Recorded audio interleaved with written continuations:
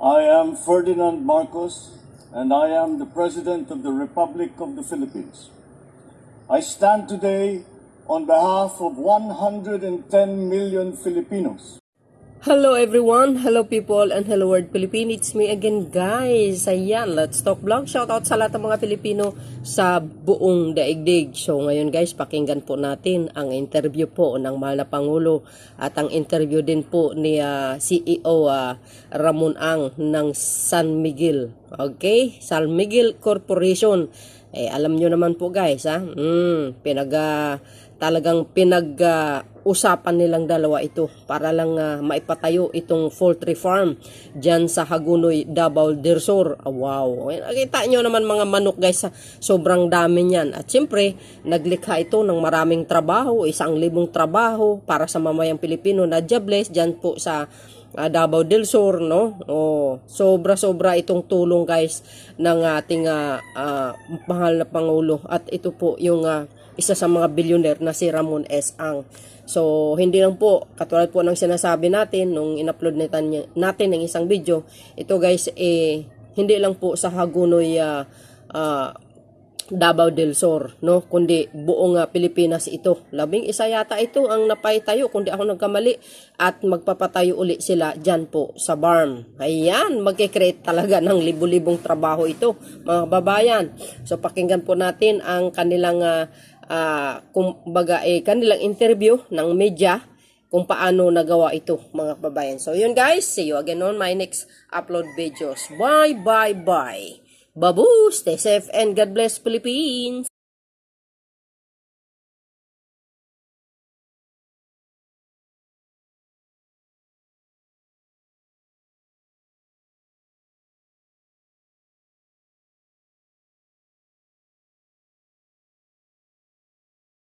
Mr. President, paano po natin hihikayatin yung mga other poultry farmer na gamitin din po yung ganitong teknolohiya, sir? Well, ganito ang kailangan talaga natin dahil sa dami, sa laki na ng demand, ay kailangan industrialized na. Pero kailangan maingat at maraming binabantayan. That is why these new technologies na in-adapt natin, ito galing yata sa US. Amerika po. Sa US yata ito galing. Para naman, magkaroon na tayo ng magandang supply ng manok. Madami siguro. Kasi this is the reason that I made sure to come here para ipakita nga na meron talagang paraan para magkaroon tayo ng sapat na supply. And it comes from, again, from the private sector. But the private sector, marami silang pinaplano. The SM Foods has a plan to eventually allow some of the cooperatives, farmers associations to come into partnership with them. So, that is, yan na nga yung PPP. Marami tayo pwedeng gawin pagka ganito. So, I wanted to highlight, this is, ang project, total project, is isang dosena nito around the country. So, gagawin ng SM Foods. Wow. The amounts are quite substantial. Kaya this is what we need. Tapos naka-isolate na ganito, hindi natin masyadong kailangan pantayan yung avian flu. So these are all the technologies that are available around the world. Dapat i-adapt natin. Kaya natin ipinapakita ngayon na pwede naman talaga tayo mag-produce ng sapat ng broiler, tapos iba't ibang pagkain. So, hindi mag-compete ito sa mga small farmers. Dahil ang final product nito, ready to eat. Hindi dadali sa wet market to. Hindi sa palengke pupunta nito. Wow. Kaya patuloy pa rin yung mga ating mga backyard na nag-grower. Pwede pa silang tuloy-tuloy naman, hindi naman sila masasagasaan ng ganito kalaki. And if down the road, baka interesado sila na yun na nga, mag-partner sila sa SM Foods para kasama sila dito sa ganitong klase ng proyekto. Mr. President, ang follow-up question question po, since ano po yung natingin niyo na magiging contribution nito sa presyo ng itlog at manok, especially po na malapit na po yung Pasko. Advance Merry Christmas na po Oo nga pala. pala. Natural. Pagka magandang supply, hindi tataas masyadong presyo. Siyempre, may pagpasko, may increase talaga ng demand dahil maraming party, maraming nagse-celebrate. Pero siguro naman, kung meron tayong mga ganito, hindi na siguro natin alalahanin na palipat-lipat ang presyo. Mataas, pababa, mataas, pababa, mataas. Pero magkakaroon na nga tayo ng fresh supply. So, ganyan naman talaga yun. Demand and supply lang talaga yan eh. Tataas ang demand, malaki naman ang supply. So, the supply curve is relatively flat. So, hindi magbabago siguro masyadong presyo. Okay. Sir, RSA po. Good morning po. Sir, Magandang umaga po. with regards to this, ano po yung assurance ng public sector? Kaya po nagtayo ang San Miguel ng poultry na ganito is to address the call of the President for private sector to help build immediately food security. Dahil yung mga pagkain natin ngayon, yung beef, 400 pesos per kilo.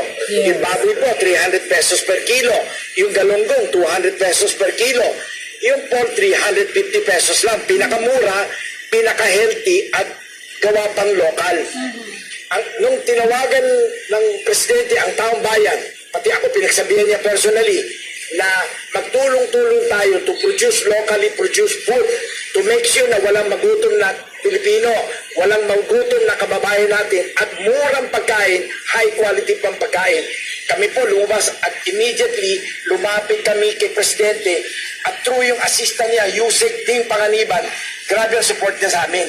At si Secretary Pascual ng DTI, tsaka Yusek Perry, nag-apply kami ng mga incentive kailangan para may import ng mga equipment na ito para may tayo at may ayos ng tama. Wow. Sa susunod po, lahat po ito, sa sobrang dami ng ating manok mapuproduce, may export pa natin yan sa Filipino community sa abroad. Oh my Yung mga God. adobo, Grabe na. di ba?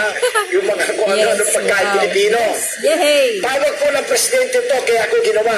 Yeah, thank you Kaya po. pinagmalaki namin to na kailangan gawin kagad to dahil ang presidente mismo tumatawag, siya agriculture secretary eh. Sabi niya, Ramon, magtrabaho tayo mabuti, bilisan natin mag-produce. Kailangan makapakita ko sa taong bayan na meron talaga tumuon at lumabas para mag-produce. At di kwento, kailangan pakita mo. Kaya siya nandito ngayon. That's why Opo. Thank nandito you. tayo para talaga ipakita na it can be done. Ayun, yung sinasabi ni Chairman, sabi tungkol nga sa pagtulungan, that's the way that we should do it. Kung ano yung Yes. kailangan ng private sector, kung kayang gawin, kayang ibigay, kayang mag-incentive, kayang mag-exemption, whatever it is that's needed, kung kayang gawin ng gobyerno, gagawin talaga ng gobyerno para nga magkaroon tayo to encourage yung investment dito sa ganitong klaseng operation. That is to help food supply. Kaya tayo kaya ko tinitignan dahil ngayon lang ako nakakita ng ganitong kalaki, ganitong extensive dito sa Pilipinas. Kaya we should encourage everybody that there are very many options, there are many opportunities for the production of food. And in the government, we will do everything that we can. Kaya namin gawin para tulungan ang private sector para makapag-invest sila na mabuti. Kailangan naman, siyempre, may bawi din sila. Pero at the same time, mababa ang presyo sa merkado Tama. at sapat ang supply. Yes. Yun ang ano doon. Thank you, Mr. Marami President. itong medyo isolated na area. Nagkatrabaho ngayon yung mga tao na... Yan ang pinakamaganda. So, Daming trabaho. that's so good. Thank you, Mr. President. Thank you, Dito sir. para sa bayan. Yes, sir. Para less relying on imported po tayo. Tama. Tawag po ng presidente yan. Salamat po.